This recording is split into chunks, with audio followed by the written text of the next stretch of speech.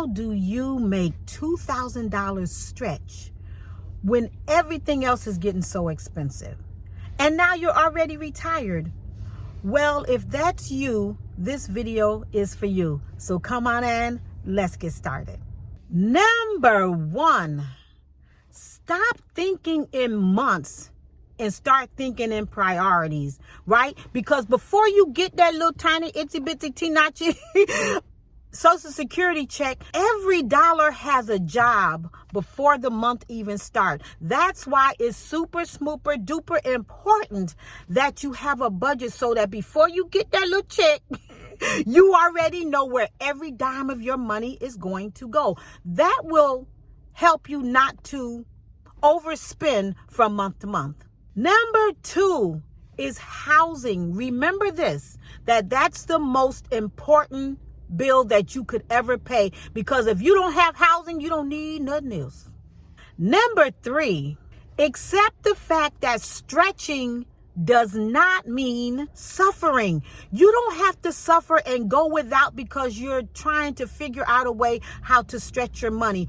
All that means is that you're being intentional with every single dollar. Simply because, listen, because we're in retirement, every penny counts, but we don't have to freak out every month if we're intentional with our money. Number four, you have to track what actually comes out of your account, not what you had planned to spend. Because I know sometimes we plan to spend $5 and end up spending $500. It's so easy to do when you're not thinking in advance for your money. Reality beats intentions. I don't care what you had intended to spend. If you go in Walmart and you intend to spend $5 and you spend $500, then your bank account will show the difference. And then you go wonder why in the world that your bank account is lower than you thought. I'm telling you from experience, this has happened to me a couple of times. This is why it is so important that we check our bank statements from month to month. Even though we feel like, oh, I got this, I know what I'm doing, I didn't overspend, you will be surprised when you look at that bank account, how much money you actually spent. I know I had to do that. I did not realize that I was spending $500 a month on food just for one person. Had no idea that I was spending so much money on food. But the way that I found out is because I looked at my bank statement. I added up all the grocery stores that I went to. And when I saw that I was spending so much money on food, what in the world can I be possibly buying for just myself? Number five, you have to separate needs from habits. I know you're just so used to buying these things because you've been buying them for 99 years, but it's time to stop because our money ain't getting bigger. It seems like it's shrinking. So we have to be careful that we know the difference in a need and something that we're just used to buying. Some things feel necessary, but they're really not. Come on now. You don't need to be going to the big box stores buying 1 million apples and you know.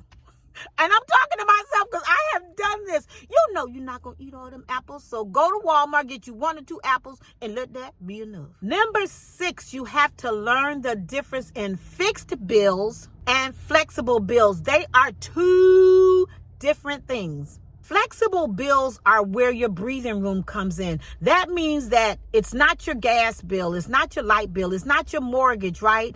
And even with food, I kind of feel like food is a flexible bill. Why?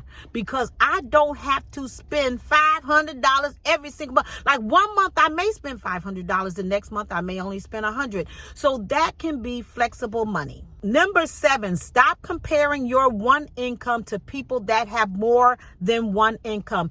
The math is different when you have more than one income, where they can afford to go out and spend $500 on a dress, where you have to go to the Goodwill, and buy you a $5 dress and you look just as nice as they do. Different incomes causes different lifestyles, and it's okay. Number eight, use weekly check-ins versus monthly panic. You will see how that makes a great big difference, because small check-ins prevent big stress. We are not supposed to be stressed out in retirement. This is the time of our life where we're supposed to be taking it easy and enjoying our golden years. Number 9, plan out your meals, right? Before you plan anything else. Before you plan on going out to these restaurants and spending up all your money, plan saying, well, if I'm going to go and have crab legs out somewhere, right? It would be cheaper for you to go ahead and buy your own crab legs. Because I know this one retiree, she loves crab legs, right? But she doesn't go out and eat them at a restaurant. It is so much cheaper for you to go ahead, buy that steak, buy those lobsters, buy those crab legs, and cook them at home yourself. You can most likely save half the money that you would have spent at the restaurant, and you get to enjoy the same meal. So you have to. It is critical that you plan your meals out before you start spending up all your little money. Number 10, when you do go into the grocery store, make sure before you leave home, you do your homework. Write down what you're going to get from the grocery store. Then when you get in there, make sure you stay focused so that you're not looking around at all that extra stuff that you know you don't need and buy stuff that's not on your list. Make sure you have a list of everything. First of all, make sure you're shopping at home before you shop in a store, because a lot of times you'll get in that grocery store, and if you don't have a list, or if you don't know what you already have at home, you end up buying stuff that you already have at home. Then when you get home, you see you got 10 cans of corn and you just bought 10 more. Now, come on now. Make it make sense. Impulse buying can be very, very, very, very, very expensive. So we have got to stop doing that. Number 11, learn when to buy generic and when not to. Now, I'm not saying everything that's generic tastes good or that's what you should be buying, but you have to know the difference.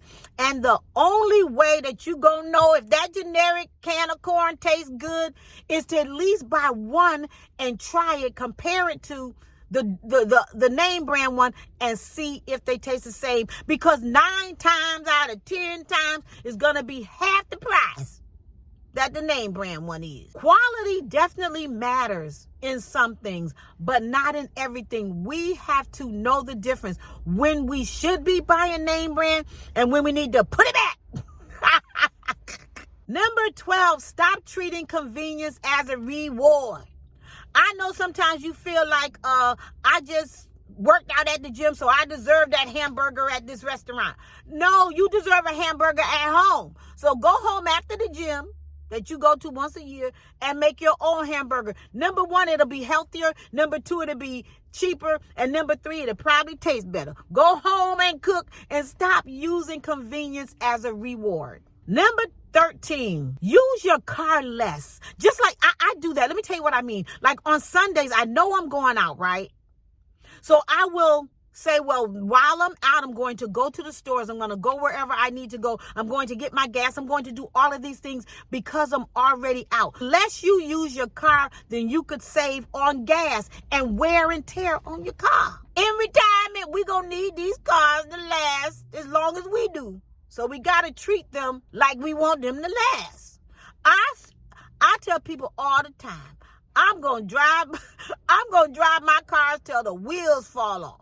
So in order for me to be able to do that, I have to make sure, just like even this week, right? I have a sticker on my car and it tells me when I need to go get the oil change, right?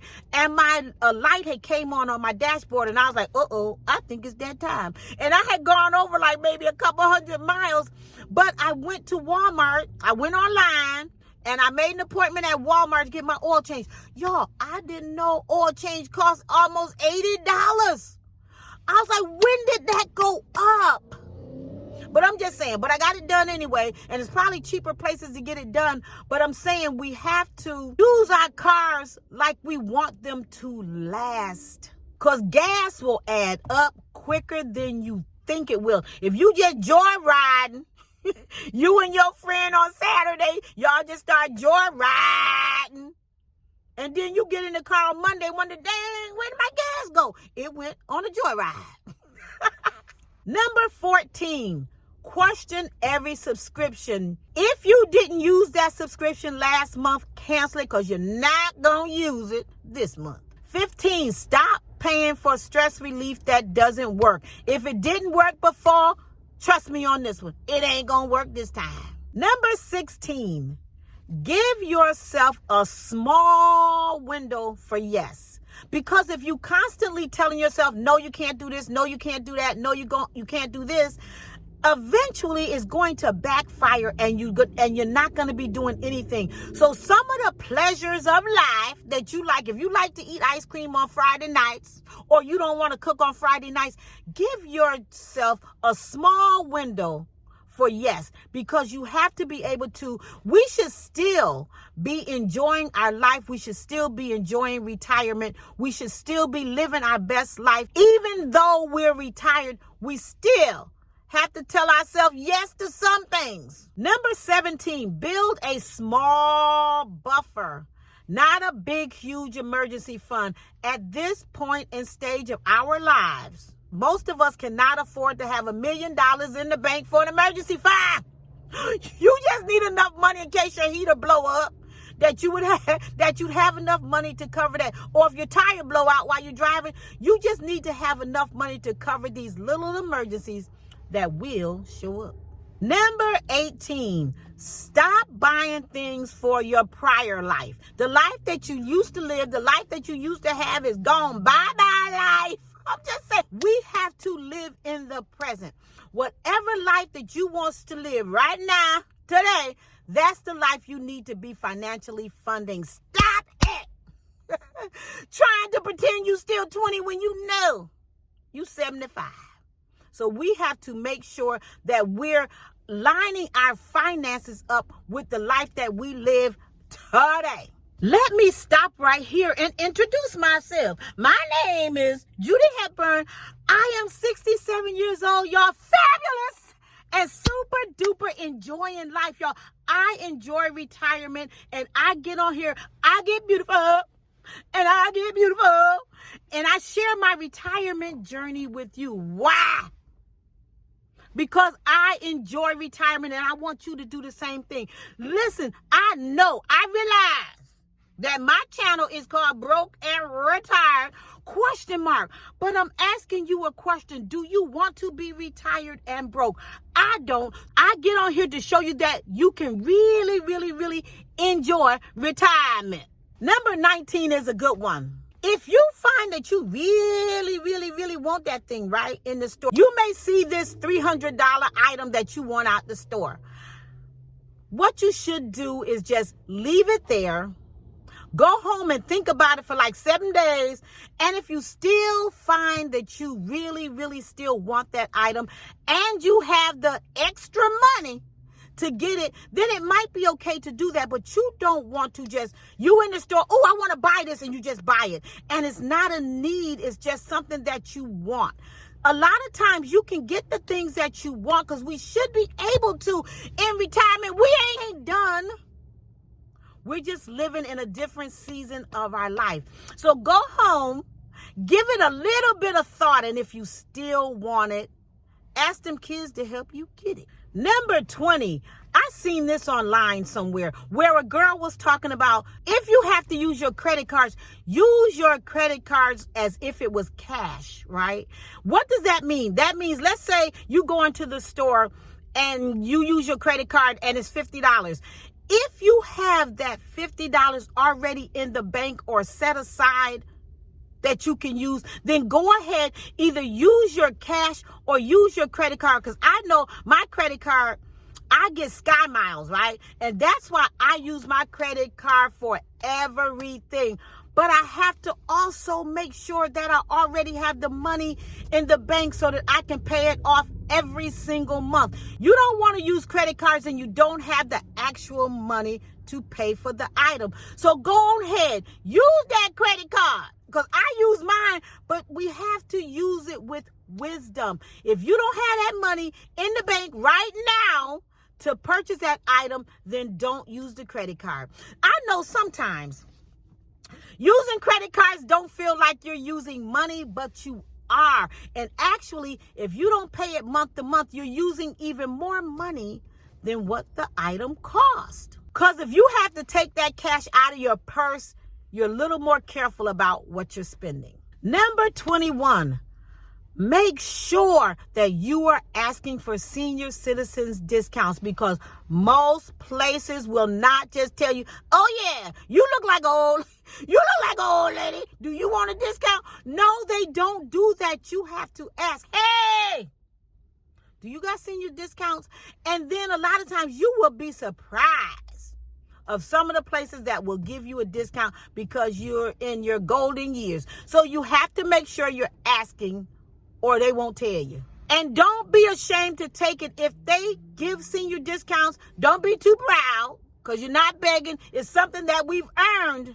Number 22, stop feeling ashamed of living a simple, easy, stress-free life. This is the best part of retirement that I love.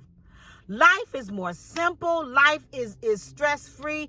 You don't have to be ashamed that you're minimizing, that you're spending less money. So don't feel ashamed because you're simplifying your life, because that's what retirement should be all about. We want things simple, stress-free, and no drama. Number 23, focus on peace, not perfection. You don't have to worry about it being perfect, because if you like it, that's all that matters. The perfect budget do not exist. Don't let people fool you that everything is peachy keen, rainbows and cupcakes, because it's not. Nobody's budget, nobody's money is perfect. Number 24, this season of your life requires flexibility. We have got to learn, even though you 40, 50, 60, 70, 80, 90, 100. You gotta learn how to be flexible. We have to know, just because we've been doing it like that for 99 years doesn't mean that we can't change it, because sometimes you never know. If you change it, you may like it even better than you did before. So come on, y'all. Let's be flexible in retirement. Number 25, stretch your money by paying attention, not by punishment. Don't punish yourself, because we're not perfect people, right? So if you over budget 1 month, just make sure you're checking it so that you don't continue to make the same mistakes over and over and over again. I have been there, and I am talking from experience. So make sure you're giving yourself a little bit of grace. This isn't about doing retirement perfectly. It's about staying steady, protecting your peace so that your life is not in pieces, and making what you have work. If this helped you, stay with me. I've got another video coming up that you need to see. If you enjoyed this video and you found this information to be informational, do your girl a favor. Make sure you subscribe to my channel. Hit that notification bell. Share this with a family or friend. And leave your thoughts in the comments. I try to read as many comments as I possibly can. For more tools on retirement and daily life, visit my Amazon store or check out my cookbook. Links are in the description. I also added another video at the end of this video that goes perfectly with this one, showing another way to feel better about your money in retirement. Thanks for being here. And guess what, y'all? I will see you in my next video. Bye-bye.